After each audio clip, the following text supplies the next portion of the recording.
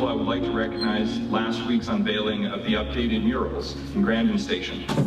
Councillor Caterina was there as a supporter of the project through his role on the Council's Indigenous People Strategy, along with myself and Councillor Henderson on that initiative.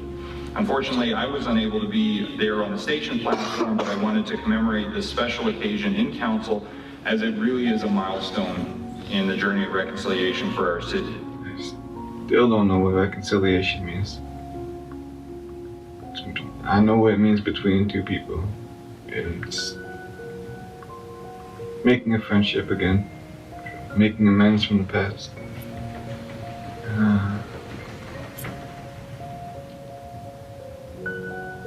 To me, reconciliation means I don't even know.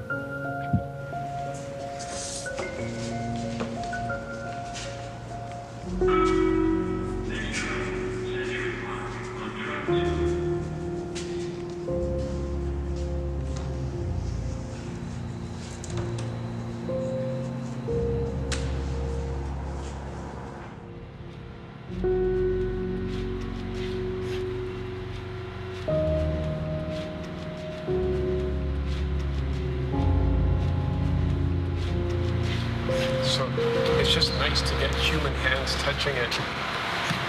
It'll give it a different feeling when it's up. It'll have your spirit in it a little bit. So if you're doing stuff that's wrong, you're ruining my mural. Just kidding. That's a lot of pressure.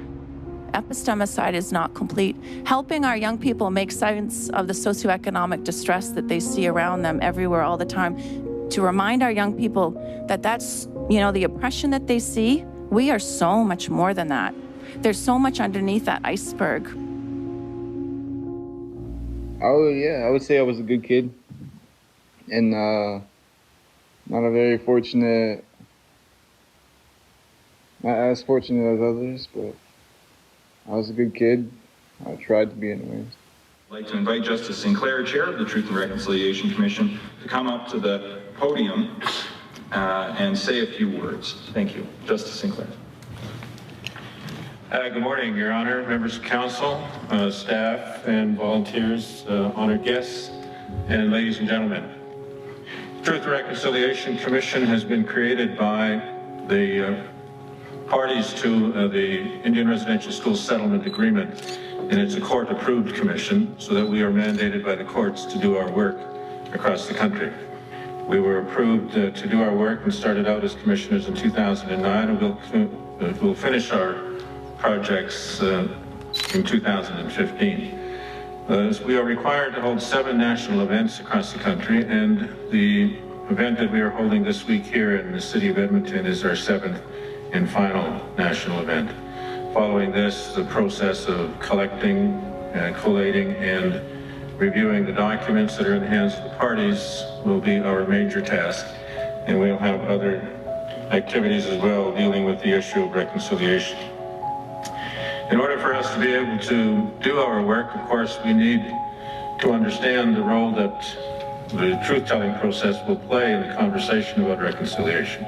And for us, our obligation as a commission is to document and tell the complete story of residential schools in this country and the impact those schools have had on the lives of all Canadians.